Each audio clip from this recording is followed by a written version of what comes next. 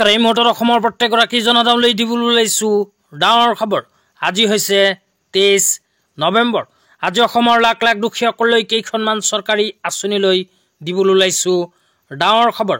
তো যিসকল মানুহে ভিডিঅ'টোত ক্লিক কৰিছে অনুগ্ৰহ কৰি ভিডিঅ'টো স্কিপ নকৰি প্ৰথমৰ পৰা শেষলৈ চাই থাকিব, কিয়নো এইটো ভিডিঅ'ৰ মাজত ট্ৰেক্টৰ আঁচনিৰ পৰা আৰম্ভ কৰি আত্মসহায়ক গোটৰ মহিলাসকলক 10,000কৈ টকা প্ৰদানক লৈ কেইখনমান নতুন খবৰ আপোনালোকক প্ৰদান কৰিম।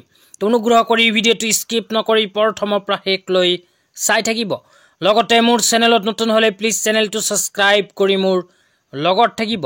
তো বলক ভিডিঅ'টো আৰম্ভ কৰি আজি প্ৰথমটো গুৰুত্বপূৰ্ণ খবৰৰ বিষয়ে বিস্তাৰিত জানি লওক। তো আজিৰ প্ৰথমটো গুৰুত্বপূৰ্ণ খবৰ হ'ল CMSGUY আঁচনিলৈ। তো এইখন আঁচনিত কোনবোৰ মানুহে আবেদন কৰিব পাৰিব, কি কি যোগ্যতাৰ প্ৰয়োজন হ'ব, আবেদন কৰাৰ পিছত কি লাভ হ'ব, সবিশেষ আপোনালোকক জনাই আছোঁ। অনুগ্ৰহ কৰি ভিডিঅ'টো স্কিপ নকৰি চাই থাকিব। তো ইয়াতে লিখা আছে CMSGUYৰ অধীনত অসম ট্ৰেক্টৰ আঁচনি। তো কৃষকসকলক চৰকাৰে প্ৰদান কৰিব ট্ৰেক্টৰ। এই বিষয়ত ইয়াতে কোৱা হৈছে, ৰাজ্য চৰকাৰৰ উদ্যোগত কৃষকৰ বাবে মুখ্যমন্ত্ৰী সমগ্ৰ গ্ৰাম্য উন্নয়ন যোজনাৰ অধীনত ট্ৰেক্টৰ বিতৰণ আঁচনি আৰম্ভ কৰা হৈছে। এই আঁচনিৰ মূল উদ্দেশ্য হৈছে কৃষি খণ্ডত পুনৰুজ্জীৱিত কৰা আৰু 2022 চনৰ ভিতৰতে কৃষকসকলৰ আয় দুগুণ বৃদ্ধি কৰা। লগতে কোৱা হৈছে, নতুন সংশোধিত ট্ৰেক্টৰ আঁচনিৰ অধীনত চৰকাৰে প্ৰতিখন ৰাজহুৱা গাঁৱত ৰাজসাহায্যযুক্ত হাৰত প্ৰয়োজনীয় আনুষংগিক সামগ্ৰীৰ লগতে এখনকৈ ট্ৰেক্টৰ প্ৰদান কৰিব। ৰাজ্য চৰকাৰে প্ৰথম পৰ্যায়ত প্ৰায় 10,109খন ট্ৰেক্টৰ বিতৰণ কৰিব। এই ট্ৰেক্টৰ বিতৰণ আঁচনি সমগ্ৰ ৰাজ্য 26,000 গাঁও আটাইকেইখনকে পৰ্যায়ক্ৰমে সামৰি ল'ব। তাৰপিছত কোৱা হৈছে, প্ৰকৃত প্ৰাপ্তবয়স্ক কৃষক 8-10জনীয়ে এটা দলে ট্ৰেক্টৰ বিতৰণ আঁচনিৰ বাবে আবেদন কৰিব পাৰে। এই আঁচনিখনে কৃষকসকলে এই ট্ৰেক্টৰসমূহৰ সঠিক ব্যৱহাৰ কৰিলে কৃষিখণ্ড শক্তিশালী হ'ব। কৃষকসকলে ট্ৰেক্টৰসমূহৰ ব্যৱহাৰ কৃষি কামত কৰিব পাৰে আৰু তেনেকৈ অসমৰ বৃদ্ধিৰ প্ৰসাৰ ঘটাব পাৰে। ৰাজ্য চৰকাৰে এই আঁচনিৰ সফল ৰূপায়ণৰ বাবে 1,000 কোটি টকাৰ আবণ্টন দিছে। তো ইয়াতে কোৱা অনুযায়ী এইখন ট্ৰেক্টৰ আঁচনি হ'ল কৃষকসকলৰ বাবে। তো কৃষকসকলে 8জনৰ পৰা আৰম্ভ কৰি 10জনে এখন গোট গঠন কৰিব পাৰিব। তো সেইখন গোটৰ জৰিয়তে কৰিব পাৰিব চৰকাৰী ছাবচিডি ট্ৰেক্টৰ পোৱাৰ কাৰণে আবেদন। তো আবেদন কৰাৰ সময়ত আৰু কি কি যোগ্যতাৰ প্ৰয়োজন হ'ব, কোনবোৰ কৃষকে আবেদন কৰিব পাৰিব, সবিশেষ আপোনালোকক জনাই আছোঁ। তাৰপিছত কোৱা হৈছে, অসম ট্ৰেক্টৰ আঁচনি এখন গাঁৱৰ উন্নয়নৰ বাবে যাতে কৃষি উৎপাদন উত্থান ঘটে। তাৰপিছত আৰু কোৱা হৈছে, গোটটোৱে ট্ৰেক্টৰ আৰু মডেল বাছি ল'ব পাৰিব আৰু ভাড়াৰ ভিত্তিত কৃষকসকলক ট্ৰেক্টৰখন যোগান ধৰিব পাৰিব। জিলাখনৰ উপায়ুক্তৰ DC অধ্যক্ষত অনুষ্ঠিত হ'বলগীয়া জিলা পৰ্যায়ৰ সমিতিৰ দ্বাৰা গোটসমূহক বাছনি কৰা হ'ব। তেতিয়া আপোনালোকক জনাই আছোঁ, চৰকাৰী ছাবচিডিত ট্ৰেক্টৰ পোৱাৰ কাৰণে আৰু কি কি যোগ্যতাৰ প্ৰয়োজন হ'ব। তো যোগ্যতাৰ বিষয়ে ইয়াতে কোৱা হৈছে, অসম ট্ৰেক্টৰ আঁচনিৰ বাবে কোনে আবেদন কৰিব পাৰিব। 1 নম্বৰত কোৱা হৈছে, অসম ট্ৰেক্টৰ আঁচনিৰ সুবিধাসমূহ ব্যক্তিগতভাৱে লাভ কৰিব নোৱাৰিব। 2 নম্বৰত কোৱা হৈছে, 8ৰ পৰা আৰম্ভ কৰি 10জনী এটা দলে যি একেখন গাঁৱৰে প্ৰকৃত প্ৰাপ্তবয়স্ক কৃষক, তো সেইসকলে কৰিব পাৰিব আবেদন। 3 নম্বৰত কৈছে, ট্ৰেক্টৰ আঁচনিৰ বাবে যোগ্য হ'বলৈ গোটটোৰ এটা উমৈহতীয়া বেংক একাউণ্ট থাকিব লাগে আৰু আবেদন পত্ৰত প্ৰতিজন সদস্যৰ স্বাক্ষৰৰ সৈতে যৌথভাৱে আবেদন কৰিব লাগিব। তাৰপিছত 4 নম্বৰত কোৱা হৈছে, আবেদনকাৰী গোটটোৰ এটা পৰিয়ালত মাত্ৰ এজনহে সদস্য থাকিব লাগিব। তো এইবোৰ যোগ্যতা যিসকল কৃষকৰ আছে সেইসকল কৃষকেই কৰিব পাৰিব চৰকাৰী ছাবচিডি ট্ৰেক্টৰৰ বাবে আবেদন। তো তাৰপিছত কোৱা হৈছে, ৰাজসাহায্যৰ ব্যৱস্থা।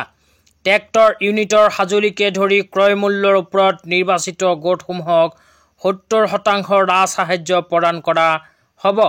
ইয়াৰে 20% ধন বেংকে ঋণ প্ৰদান কৰিব আৰু বাকী 10% আবেদনকাৰী কৃষকসকলে দিব লাগিব।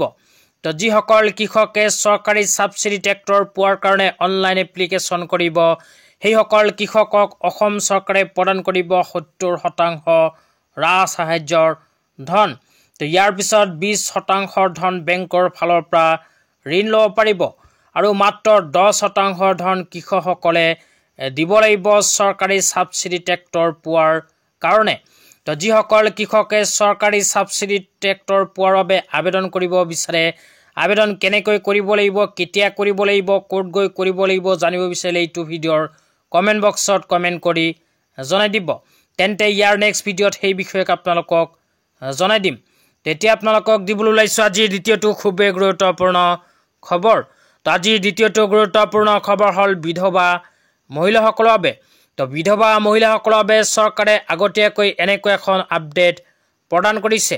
তো ইয়াতে কি লিখা আছে প্ৰথমে পঢ়ি শুনাই দিছোঁ, তাৰপিছত বুজাই দিম। ইয়াতে লিখা আছে বিধৱাসকললৈ সাহায্য প্ৰদান। অৰুণোদয় আওতাৰ বাহিৰত থকা ইন্দিৰা গান্ধী ৰাষ্ট্ৰীয় বিধৱা পেঞ্চন আঁচনিৰ অধীনত সমূহ হিতাধিকাৰীৰ বাবে প্ৰতি মাহে 950 টকাৰ ৰাজ্যিক সাহায্যৰ অনুমোদন কেন্দ্ৰই প্ৰতি হিতাধিকাৰী প্ৰতি মাহে প্ৰদান কৰিব 300কৈ টকা। তো ইয়াৰ উপৰিও কিন্তু অসম চৰকাৰে 950 টকাকৈ প্ৰদান কৰিব। তো ইয়াতে কোৱা অনুযায়ী যিসকল বিধৱা মহিলাৰ নাম ইন্দিৰা গান্ধী ৰাষ্ট্ৰীয় বিধৱা পেঞ্চন আঁচনিত অন্তৰ্ভুক্ত হৈ আছে, সেইসকল মহিলাক অসম চৰকাৰে 300 টকাৰ উপৰি 950 টকাকৈ প্ৰদান কৰা আৰম্ভ কৰিছে। তো বিধৱা পেঞ্চন আঁচনিৰ যিসকল মহিলাৰ নাম অন্তৰ্ভুক্ত হৈ আছে, সেইসকল মহিলাই কিন্তু বৰ্তমানে 1250 টকাকৈ নিজৰ বেংক একাউণ্টত লাভ কৰে। আগতে কিন্তু চৰকাৰে 300কৈ টকা প্ৰদান কৰিছিল। 300 টকাৰ উপৰিও অসম চৰকাৰে 950 টকাকৈ অতিৰিক্ত ধন প্ৰদান কৰিছে। তেতিয়া আপোনালোকক দিবলৈ ওলাইছোঁ আজিৰ তৃতীয়টো খুবেই গুৰুত্বপূৰ্ণ খবৰ। আজিৰ তৃতীয়টো গুৰুত্বপূৰ্ণ খবৰ হ'ল CMO আছামৰ ফালৰ পৰা প্ৰদান কৰা এখন বিশেষ আপডেট লৈ। তো ইয়াতে আত্মসহায়ক গোটৰ মহিলাসকলৰ বাবে এখন গুৰুত্বপূৰ্ণ আপডেট প্ৰদান কৰিছে। তো ইয়াতে কি লিখা আছে বিতংভাৱে আপোনালোকক জনাই আছোঁ, অনুগ্ৰহ কৰি ভিডিঅ'টো স্কিপ নকৰি চাই থাকিব। তো ইয়াতে লিখা আছে today honourable chief minister doctor Himanta Biswa Sarma presided over a video conference with all the district commissioner on the Chief Minister Mahila Udyamita Abhiyan. Under this scheme, women from each group including active independent group will benefit 10,000 rupees. Initially, a lot of 32,23,081 women have been identified as eligible for this scheme. Honorable Chief Minister directed the district commissioner to complete the process after its distribution soon. তো ইয়াতে কোৱা অনুযায়ী অসম চৰকাৰে যিসকল আত্মসহায়ক গোটৰ মহিলাসকলে 10,000কৈ টকা পোৱাৰ বাবে মুখ্যমন্ত্ৰী মহিলা উদ্যমিতা অভিযান আঁচনিৰ ফৰ্ম ফিল আপ কৰি জমা দিছিল, সেইসকল আত্মসহায়ক গোটৰ মহিলাসকলৰ বেংক একাউণ্টত 10,000কৈ টকা প্ৰদান কৰিব অতি শীঘ্ৰে। তো যিসকল আত্মসহায়ক গোটৰ মহিলাসকলে 10,000কৈ টকা পোৱাৰ বাবে ফৰ্ম ফিল আপ কৰি জমা দিছিল, সেইসকল আত্মসহায়ক গোটৰ মহিলাৰ ভিতৰত 32,23,081 গৰাকী আত্মসহায়ক গোটৰ মহিলাই কেৱল মাত্ৰ 10,000কৈ টকা লাভ কৰিব। তো অসমত টোটেল 39 লাখ আত্মসহায়ক গোটৰ মহিলা আছে। তো ইয়াৰ ভিতৰত 32,23,000 আত্মসহায়ক গোটৰ মহিলাসকলে অতি শীঘ্ৰেই 10,000কৈ টকা লাভ কৰিব।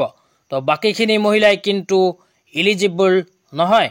তো ইলিজিবল কেৱল 32,23,081 গৰাকী আত্মসহায়ক গোটৰ মহিলা। তো এইবোৰ মহিলাক 10,000কৈ টকা প্ৰদানক লৈ ইয়াতে কিন্তু একেবাৰে তলত লিখা চাব পাৰিছে ডিষ্ট্ৰিবিউশ্যন চুন। তো অতি শীঘ্ৰেই কিন্তু আত্মসহায়ক গোটৰ মহিলাৰ বেংক একাউণ্টত 10,000কৈ টকা অসম চৰকাৰে সোমাই দিব। তো আজি ইমানেই। ভিডিঅ'টো চাই কেনে পালে নিশ্চয় কমেণ্ট বক্সত কমেণ্ট কৰি জনাই দিব। তো ধন্যবাদ।